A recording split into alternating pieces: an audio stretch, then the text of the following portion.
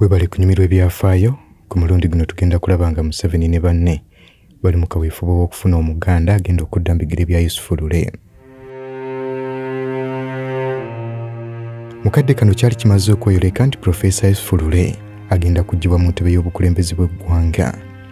Era wano Museveni, Muwanga ssaako ne banne baali batandise okutuula obufoofofo okulaba ani agenda okumuddira mu bigere. Bano baali basazeewo Godfrey Binayisa eyali omuganda yabadda mu bigere bya Profesa Yusufu Lule nga tebaagala kuteekawo mbeera y'abantu kulowooza nti omuganda gwe bataagala okujja ku ntebe y'obukulembeze bw'eggwanga.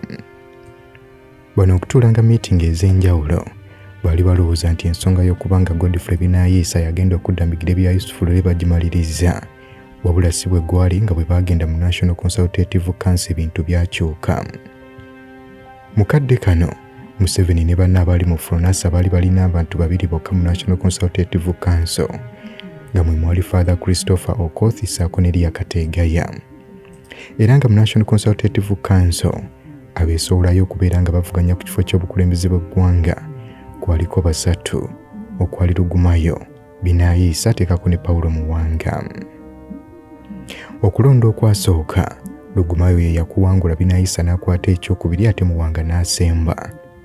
Bano bwe baddamu raawundi ey'okubiri Lugumayo yali ali mu kubiisanya ne Binayisa, wabula nga akalulu kagenda okugwa nga Binayisa akawangudde. Bw'atyo Godfrey Binayisa n'afuuka pulezidenti era n'atandika okukola emirimu gye. Olwo ne Museveni n'asigaza ekifo kye eky'obwa minisita obwa difensi. Wabula yadde bano baateesa Godfrey Binayisa yabajja, kyokka gavumenti ye yayongera kubeera mbi ng'ebintu bingi nnyo byali mu gavumenti eno omwali obuli bw'enguzi teekako ne kittabantu nga kyatandikirawo. Kubamu ku bantu abagambibwa abattibwa kwaliko Dr. Obache, Dr. Jack Barrow ssaako ne Kayija Katulamu ng'ono yali saveya. Bano baagezaako okubeera nga bakola okunoonyereza ku kittabantu bano, kyokka Binayisa n'agaana, ekintu ekyabaleetera okubeera nga bateebereza nti okutta kw'abantu bano kwalibanga kwesigamye ku byabufuzi. Kyokka balala bo baatandikanga kubijweteeka ku Museveni n'ekibiina kye ekya Fronasa nti bwe bali emabega w'okutta abantu abo. Bino byayogerwa olw'okubeera nti Museveni yali alikuluutinze abalwanyi bangi nnyo mu kitundu eky'embalala, era nga mukadde kano Uganda yali erina okubeera ng'ekola eggi eryawamu nga bagatta abalwanyi ba Fronasa ssaako n'aba Kikosimaalo.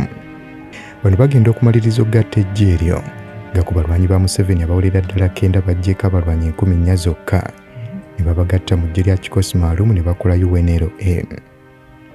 Bano baabatwala okubatendeka mu bitundu okwali Kabamba, Mubende, Nakasongola ssaako ne Masindi.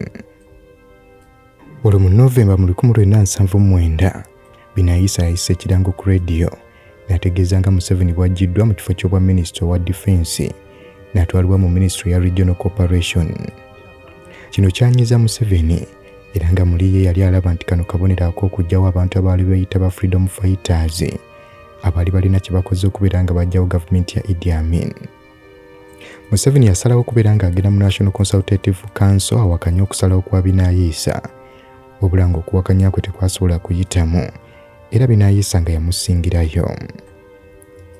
Museveni wano yali talina kyakkola okuggyako okubeera ng'akkiriza okugenda mu Ministry ya Regional Cooperation, wabula nga kye yali agumiddeko ekirala kwe kuba nti yali asigadde Vice Chairman wa Military Commission. Era nga kigambibwa nti ono okumujja mu Ministry ya Defense abali bakiri emabega ye group ya Milton Obote, okwali Paulo Muwanga, Oyito Joko ssaako n'Obote mwennyini we wawunga yali tannadda mu Uganda. Godfrey Binayisa baamukozesa, wabula nga yali takimanyi nti bano bali mu kumukozesa nabo okubeera nga batuukiriza ebiruubirirwa byabwe. Obote wakaddako yali mu kuteekateeka kubeera ng'akoma mu Uganda, era ng'omwezi gwali gwakutaano mu 1980 we yakomerawo. Ono ekyokugyawo Museveni baali bakikola okusobola okubeera nga tebafuna kutattaaganyizibwa bw'anaaba nga akomyewo mu ggwanga lino, kubanga yali akimanyi bulungi nnyo nti bo bennyini beerwanyisa.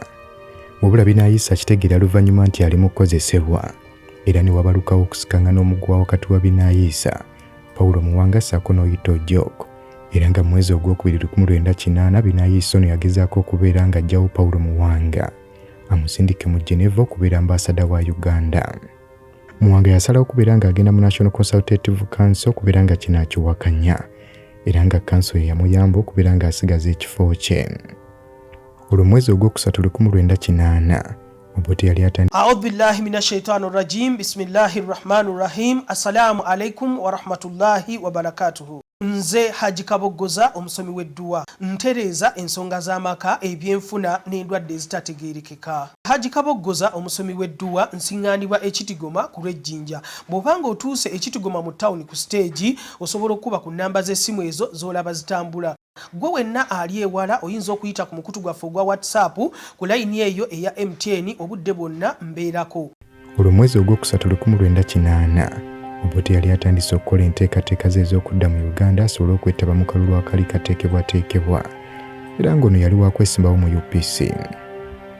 Binaayisa bino olwabiwulira n'atandika okubeera ng'ayagala okulwanyisa musajja mukulu ono Milton Obote era n'asalawo akalulu ako nti kakuteekebwateekebwa ng'omwaka guggwako era n'ategeeza nti tewali muntu yenna kugira mu kibiina kya byabufuzi nga bonna balina okwesimbawo balina kubeera mu mukago gwa UNLF.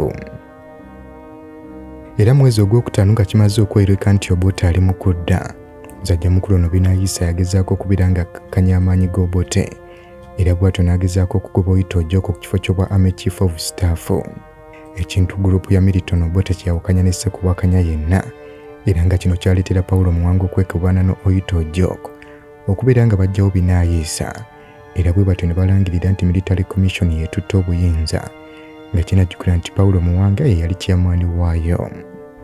Mu kaseera Paulo Muwanga n'Oyita Ojoko we bawambira Binaayisa, Museveni yali mu Arusha wabula nga yali agenza okugenda nga bamaze okukiteesaako era nga naye awagidde eky'okuggyawo Binaayisa. Okuggyawo Binaayisa baali bongera kugonza mulimu gwa musajja mukulu ono Museveni mu nteekateeka ze yali alina kati ng'asigazza kimu kulwanyisa Military Commission kyokka ng'ekyamukola obubi. Mu Military Commission abantu abasingamu obungi baali ba musajja mukulu Obote nga muno mwe mwali Paulo Muwanga, Oyita Ojoko ssaako ne William Omalia. Wabula ng'abasigadde okuli Tito Okello ne Kano Z Malulu bo baali tebalina ludda lwe baggwako olwo nga Museveni abeera asigadde yekka kubalwanyisa musajja mukulu Milton Obote. Wabula Museveni ky'ataamanya nti okuggyawo musajja mukulu ono Binaayisa yali ayongera kukolera musajja mukulu ono Milton Obote ekkubo okubeera ng'akomawo ataanywere bunywezi. Musajja mukulu Binaayisa ono olwamuggyaawo Obote bw'atyo n'akomawo mu Uganda ng'ennaku 27 Ogwokutaano 1998 era mu bwangu obw'ekitalo ono yatandikirawo okubeera ng'akola kakuyegewo ow'ekibiina ki UPC olwo Muwanga n'alangirira nti akalulu kagenda kuteekebwateekebwa mu Desemba. Ebyo olwakolwa kyali kiraga lwatu nti ebibiina ebikadde bigenda kubeera nga bikomawo okutandika okubbiisanya nga bwe gwalinga. Ono Museveni we yakisalirawo nti kyokka ky'asigazza okukola kwe kubeera ng'agenda Munsiko alwanyisa abakulu bano. Wabula Museveni yali tayinza kugenderawo Munsiko mukadde ako ng'alina kubeera ng'alinda akalulu kano kateekebweteekebwe era nga banna abaali bamaze okubeera nga bamutegeeza nti bagende Munsiko nga tekannabeerawo yabategeeza nga bw'atasobola ng'ayagala akalulu kamala okuggwa asobole okukeekwasa okugenda Munsiko. Baleke kumuyita nti ye butankuuzi wa ntalo. Mukadde ako Museveni yali alina okunoonya ekibiina ky'ebyobufuzi mwagwa nga UPC ne DP yali tayinza kubigendamu nga waliwo omukisa munene nti biyinza okuwangula nga tebiwangula talina bwogerera okubeera ng'abiragira kiki birina okukola. Wano we yasalirawo okubeera ng'agenda mu kibiina ekipya kya Uganda Patriotic Movement kyajja okusobola okubeera ng'akozesa by'anaaba ayagadde.